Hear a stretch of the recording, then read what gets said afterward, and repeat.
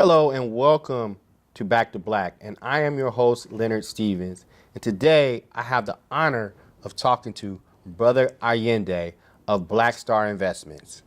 Brother Allende, welcome to the show. Thank you, Good sir. to Thank see you, for brother. having me. I've known Brother Allende for quite a long time. In our TV's beginnings, he had a show called Revolution is the Solution, and I missed that show. And we're going to bring that show back. I guarantee it. So, Brother Allende, tell us now about Black Star Investment Group.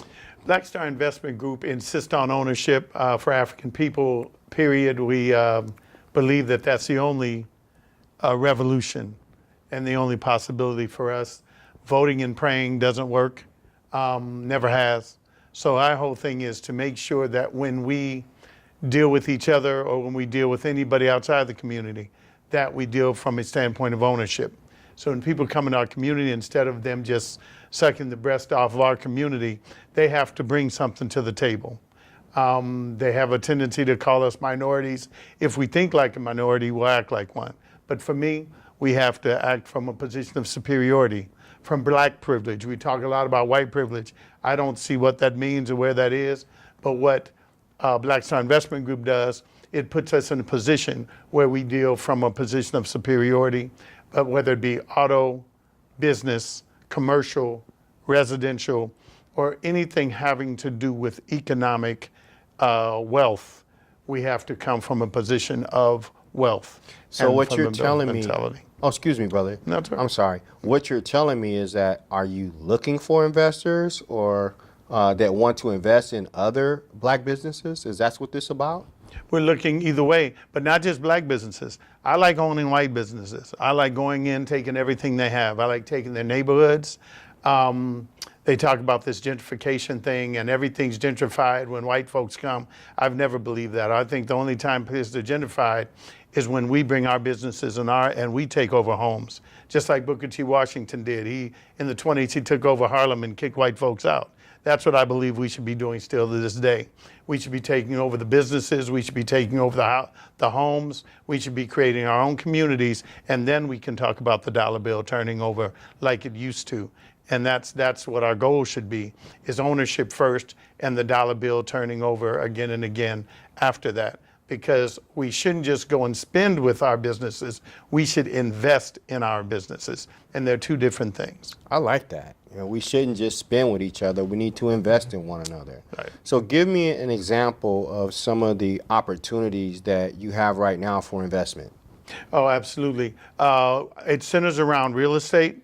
We have 30 properties right now where people are looking to sell their properties or to purchase other properties. So if you come to me and say, Allende, I need a property that will help to create my wealth portfolio, I have those for you because I've dealt with the owner and I've negotiated the price. So it's at a price where you can get that, fix it, build it up, have a rental or have a business there where that you could create wealth for yourself. So that's number one in terms of real estate.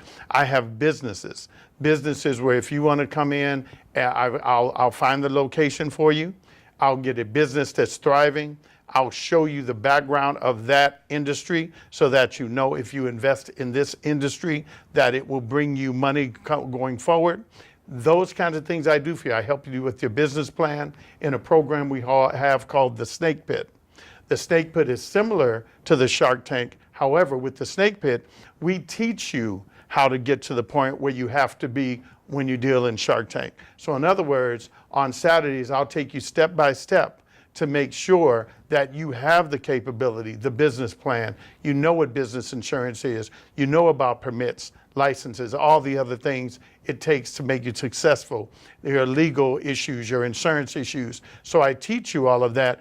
Then I put you in front of my investors and they will invest anything from $250,000 up to help you get started with your business. Fantastic. So not only are you looking for investors, you help people that need investment as well. Absolutely right. Fantastic. That's great works for our community to know a brother like Brother Allende. And I will tell you, I've known this brother for at least what, 12 years, 13 years, sir. and I still don't even know his last name. All I know is Brother Allende. Man, what is your last name? No, I actually only have one name legally, and on my birth certificate it's Allende. That's it. Yeah, we just say Brother Allende. The kids I used to teach were calling me Brother Allende, so that kind of stuck with me, and I kept that, especially since computers aren't hip to one name. I use that now, but really, legally and everything, it's Allende. Great, great. You know, I'm laughing because I know that your mind is trying to help the community, but I still hear some of that revolution is the solution coming out of you when you talk to the community and when you talk to me. You're very passionate about what you're doing, and that's great. You believe in yourself, and that's a wonderful thing. So what gave you this great idea?